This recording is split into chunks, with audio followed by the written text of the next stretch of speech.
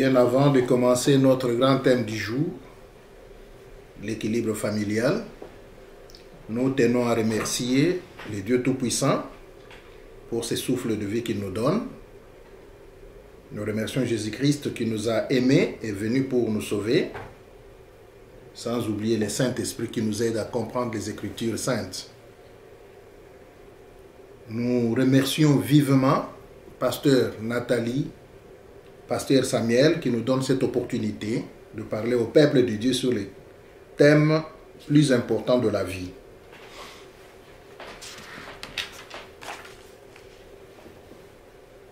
C'est comme nous l'avons dit tout à l'heure, nous devons parler aujourd'hui de l'équilibre familial. Nous sous-entendons par là l'équilibre du foyer, l'équilibre de la famille, l'équilibre dans le mariage. Nous savons que le mariage a été instauré par Dieu lui-même. C'est la première institution pour laquelle Dieu est descendu du ciel pour l'instituer. Le mariage ou les couples Adam et Ève qui étaient unis pour se fructuer, se multiplier et remplir la terre. La volonté de Dieu en instituant le foyer, le mariage, les couples, était que les couples puissent arriver à faire ce que Dieu lui-même ne pouvait pas continuer à faire. C'est ainsi que la Bible nous dit qu'il a donné le pouvoir aux deux de multiplier, de se multiplier sur la surface de la terre, de cultiver la terre, de faire beaucoup de choses. Mais nous nous rendons compte que là où il n'y a pas l'unité, là où il n'y a pas l'équilibre, rien ne peut se faire. C'est ainsi qu'aujourd'hui, nous allons parler de beaucoup de choses qui font que un couple qui n'est pas équilibré, souvent échoue. Une famille qui n'est pas en équilibre est vouée à l'échec. Une famille où il n'y a pas d'équilibre, c'est une famille qui ne réussit à rien. C'est très important, l'équilibre familial. Pour ne pas connaître des montagnes qui sont des obstacles, qui sont des difficultés, qui sont des freinages, il est très important que les couples vivent dans l'équilibre et le plus total possible. Alors, pour être une famille équilibrée, il y a de préalables que nous devons respecter. Le premier, c'est être dans un lieu du mariage. Ça, c'est la première condition pour un équilibre. Pourquoi nous disons qu'il faut être dans un lien de mariage ou dans un couple? Parce que notre émission, nous sommes en train de parler beaucoup plus sur les couples. Et lorsque Dieu a créé Adam, il a trouvé que lorsque Adam était seul, c'était un déséquilibre total. Adam ne pouvait réussir à aucune chose en étant seul. C'est pourquoi Dieu lui-même a dit qu'il n'est pas bon que l'homme soit seul. Bien que l'autre fois nous avons dit que c'était un mystère. Adam n'était pas créé seul. Il était créé au même moment avec Ève. Parce que la Bible nous dit que Dieu le créa homme et femme. C'est-à-dire que la femme était cachée dans l'homme pour que l'homme lui-même, à un moment donné, découvre qu'il y a une aide semblable à lui qui était à ses côtés. C'est ce qui s'est passé quand Dieu l'a endormi pour ouvrir ses côtes et faire sortir Adam. Mais qu'est-ce qui s'est passé? Dans tout ça, nous comprenons que Dieu cherchait l'équilibre. Parce qu'avec toutes les espèces que Dieu a créées, c'était toujours 2 à 2. Ça, c'est le premier équilibre. C'est pourquoi nous parlons du couple. Même aujourd'hui, nous trouvons que quand l'homme est seul, il lui manque beaucoup de choses. Qu'il faut qu'il ait à ses côtés une femme qui doit les compléter, qui doit l'aider à résoudre beaucoup de problèmes, beaucoup de questions de la vie. Et c'est ce qui se fait même qu'aujourd'hui, les législateurs, nous avons des avocats qui comprennent bien ces choses, ont compris que des fois, il faut des régimes. Dans les régimes-là, quand vous les suivez de près, vous comprendrez que c'est cet équilibre-là que lorsqu'il y a un problème, on se base toujours sur l'équilibre pour pouvoir trouver la solution. Lorsqu'ils se séparent, par exemple, c'est là où moi j'ai compris quand on parle de la communauté, du régime de communauté des biens, qu'on fait recours à cet équilibre-là. Pour dire que l'homme sans la femme, il ne pouvait pas peut-être arriver à certaines choses, mais c'est à cause de la femme. J'ai lu aussi quelque part dans un livre qu'on appelait le plan altruiste de Dieu, où il est dit que l'homme seul, il ne peut rien. Il lui faut toujours la femme à ses côtés pour l'aider à faire ce que lui-même ne peut pas faire. Et c'est jusqu'aujourd'hui, les choses se passent de la même manière. Quand l'homme est seul, il y a beaucoup de choses qu'il n'arrive pas à réaliser, mais lorsqu'il est à côté d'une femme, la femme devient une aide dans le vrai sens.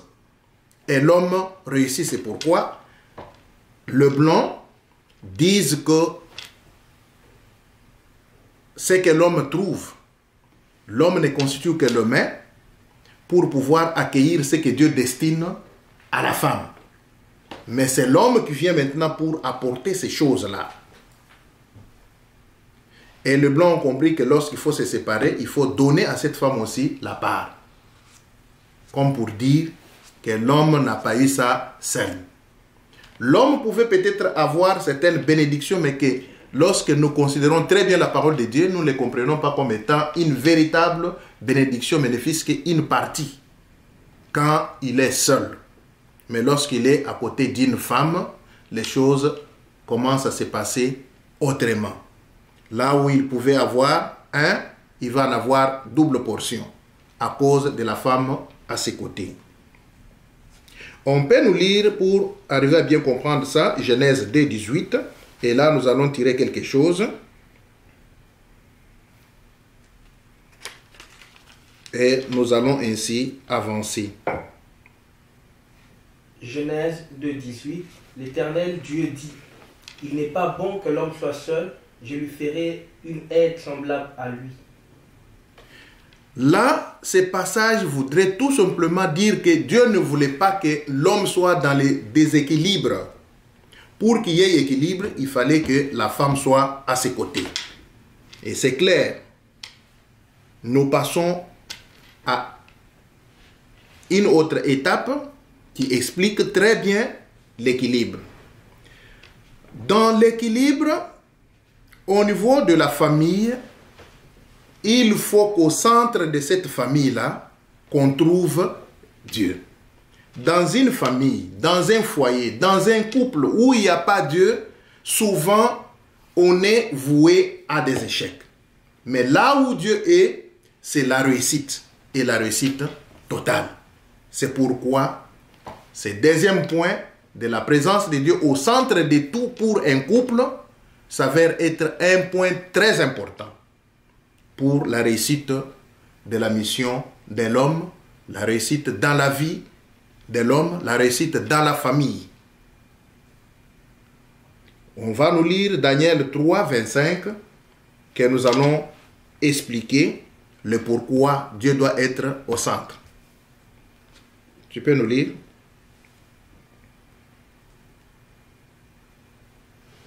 Daniel 3, 25, il reprit et dit, « Eh bien, je vois 4 hommes sans lien qui marchent au milieu du feu et qui n'ont point de mal.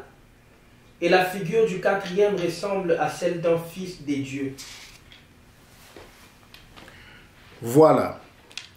Quand nous prenons cette histoire biblique de Daniel et ses compagnons,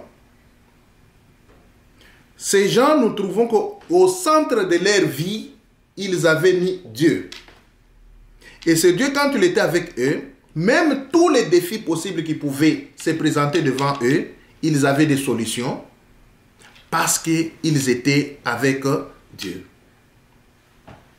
Aujourd'hui, nous aussi, dans les couples, surtout les couples chrétiens, nous devons avoir au centre de tout ce que nous faisons, tout ce que nous envisageons, tout ce que nous projetons, nous devons mettre Dieu au centre de tout.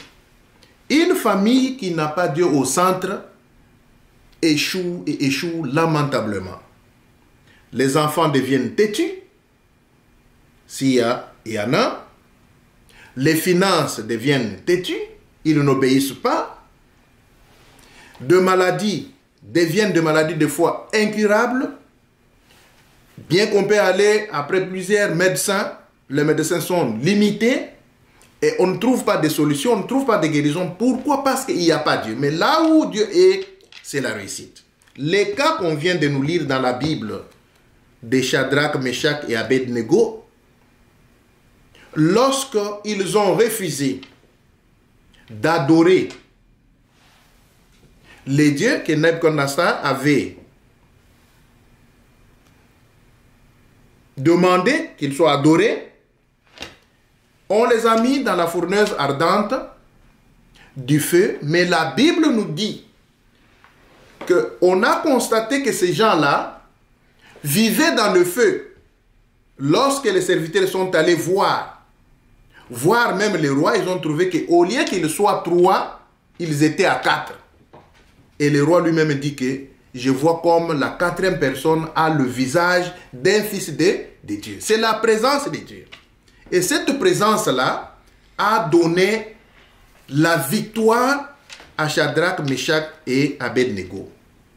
Nous aussi, pour une famille équilibrée, nous devons avoir Dieu au centre. Et quand nous l'avons, les défis ne peuvent pas nous emporter.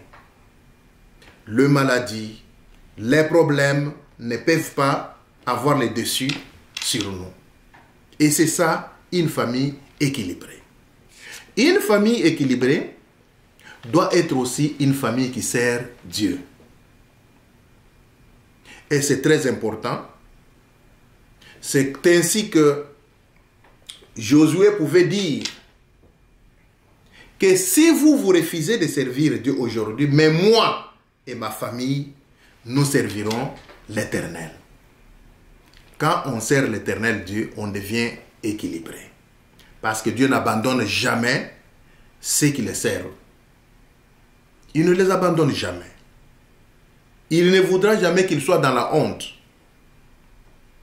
Alors vous verrez que ce que nous pouvons faire va nous réussir parce que Dieu est là et il voudrait qu'il y ait une différence entre ceux qui le servent et ceux qui ne le servent pas. Très important. Si nous voulons être une famille équilibrée, nous devons, en dehors de l'avoir, au centre de notre vie, de tout ce que nous faisons, l'associer à tout ce que nous faisons, nous devons aussi le servir.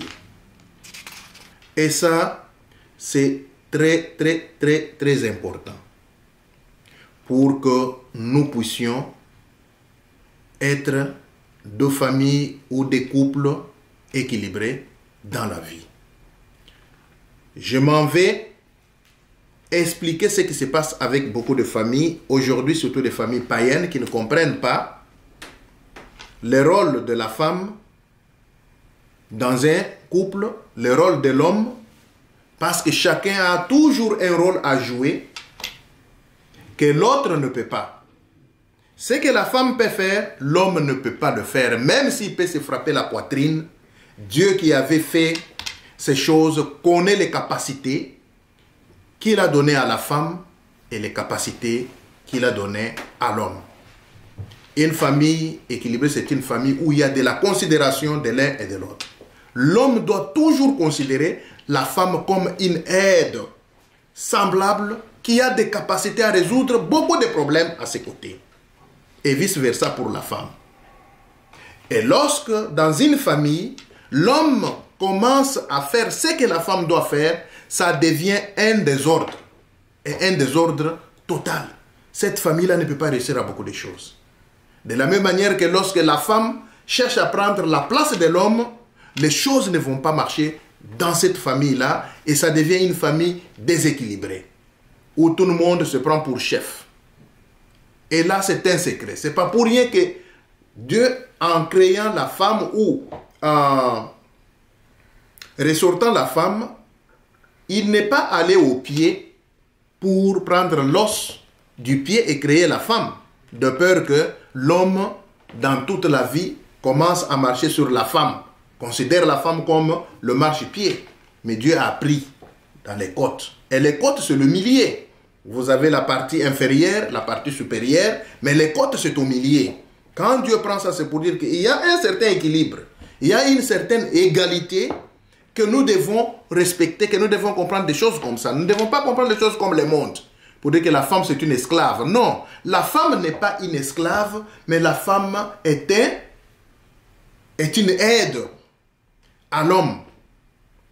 Là où les hommes, surtout en Afrique, considèrent les femmes comme des esclaves, vous allez voir que la plupart de ces gens-là n'évoluent pas dans leur vie.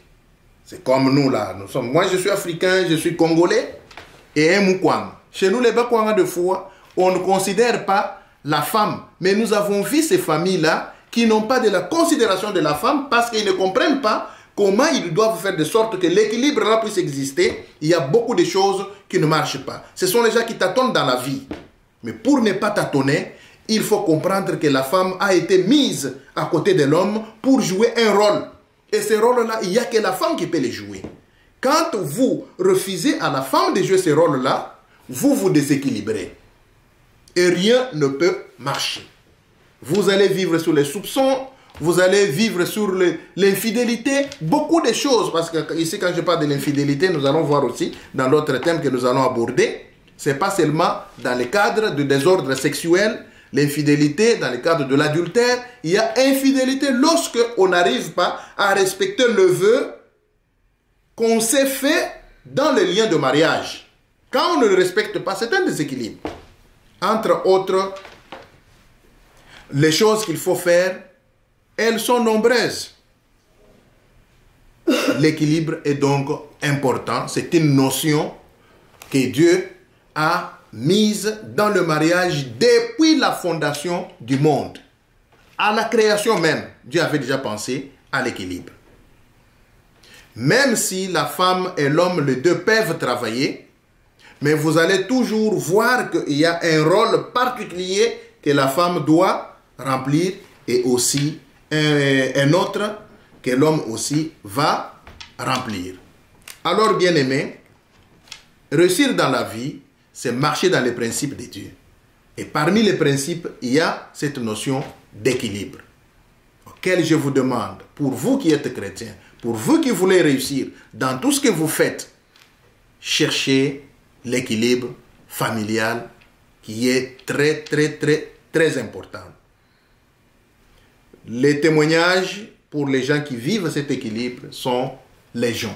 Il faut dire qu'il y a beaucoup de témoignages pour les positifs et il y a aussi beaucoup de témoignages pour les négatifs. Les négatifs, c'est-à-dire pour les gens qui ne comprennent pas qu'il faut absolument que cet équilibre existe dans leur foyer, dans leur mariage ou dans leur famille. Les cas particuliers, c'est pour nous les chrétiens et j'insiste, nous ne devons pas vivre comme le païen. Mais des fois, il y a même des païens qui ont compris ces choses, plus même que les chrétiens, et ils réussissent dans leur vie. Réussir, c'est synonyme de marcher dans l'équilibre tel que Dieu l'a établi. Qu'est-ce qui vous a conduit dans les déséquilibres dans votre famille? Vous êtes en train de me suivre, le Saint-Esprit vous parle, vous êtes en train dans vous-même, vous voyez déjà les choses qui ne marchent pas à cause d'un déséquilibre que vous avez vous-même créé. Et aujourd'hui là, nous voulons que vous puissiez vous présenter devant le Seigneur, demander pardon, et nous devons prier pour que cet équilibre redevienne dans votre foyer, dans votre mariage, dans votre famille, et que les choses puissent réussir. Et quels sont vos problèmes? Chacun les connaît. Nous pouvons énumérer quelques cas. Un homme qui cache son salaire à sa femme. La femme qui cache son salaire à son mari. L'homme qui ne considère pas sa femme. La femme qui ne considère pas l'homme. C'est un désordre. Et là où il y a un désordre comme ça, il n'y a pas la réussite. Maintenant, nous allons prier pour que Dieu vous aide à restaurer l'équilibre dans votre famille, dans votre mariage, pour que vous puissiez vivre mieux, vivre heureux, vivre victorieux dans tout ce que vous êtes en train de faire. Voilà ce qu'on pouvait dire sur l'équilibre, et nous pouvons prier ensemble avec vous qui nous suivez de partout et qui se trouvent être concernés par ces choses. Dieu Tout-Puissant, Père glorieux, le Dieu de solution, le Dieu qui rétablit, le Dieu qui reconstitue les brèches, nous te prions pour tous les foyers, toutes les familles, tous les couples qui nous suivent en ce moment et qui se trouvent être concernés par les cas de déséquilibre, que tu puisses rétablir au nom de Jésus-Christ l'équilibre dans leur vie. Nous détruisons toutes les mauvaises choses que le malin, le diable qui avait compris que la réussite se trouve dans cette notion de l'équilibre dans une famille et qui vient déranger les familles. Nous voulons que tout cela soit brisé au nom de Jésus-Christ et que soit restauré l'équilibre, enfin que ces familles réussissent et donnent un témoignage. Oh mon Dieu, oh mon roi, nous te connaissons. Nous connaissons ta puissance. Nous connaissons la façon de faire. Nous voulons, Seigneur, que ces gens qui se sont donnés à suivre ces enseignements soient bénis, soient dans la victoire. Au nom de Jésus-Christ. Amen. Quand nous parlons de l'équilibre au niveau de la famille, il y a beaucoup de choses qui sont à la base de l'absence de cet équilibre, notamment les absences assez prolongées de l'un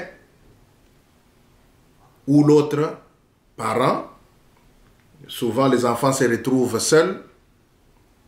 Ils n'ont pas de conseillers.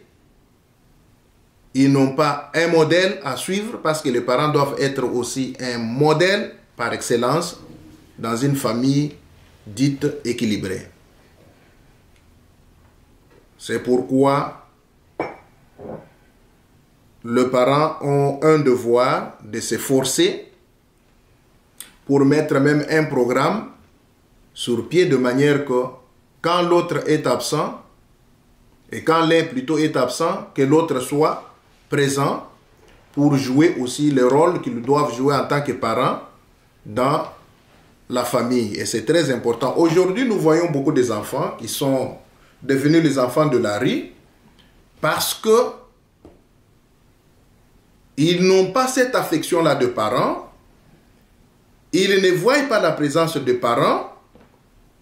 Ils n'ont pas de conseils de parents. Et ça déséquilibre totalement la famille et des enfants deviennent des délinquants, des enfants deviennent des drogués à cause de cette absence. Pourquoi? Parce que pour une famille équilibrée où il y a les parents, les enfants, il y a toujours des rôles que l'on doit jouer. Mais lorsque on est absent, c'est pour dire que ces rôles-là n'ont personne pour les accomplir. Nous demandons à ceux qui nous suivent d'être des responsables dans leur famille. des responsables, ils savent à quoi ils sont appelés, ils savent les rôles qui sont les leurs, qu'ils doivent à tout moment accomplir. Alors on ne doit pas s'arranger pour être tout le temps absent. Nous savons aujourd'hui, c'est tout le monde qui travaille, vous trouvez, que la maman travaille, le papa travaille, mais ils doivent s'organiser. Et ça, c'est important, pour ne pas laisser la famille à la merci des diables. La famille où les parents sont toujours absents, les sorciers peuvent venir jouer là-bas dans cette famille. Les magiciens peuvent venir emporter les enfants, surtout aujourd'hui que les enfants là où ils partent, ils côtoient des gens de diverses cultures. Mais lorsque le parent ne joue pas leur rôle, il y a un grand danger qui guette cette famille-là.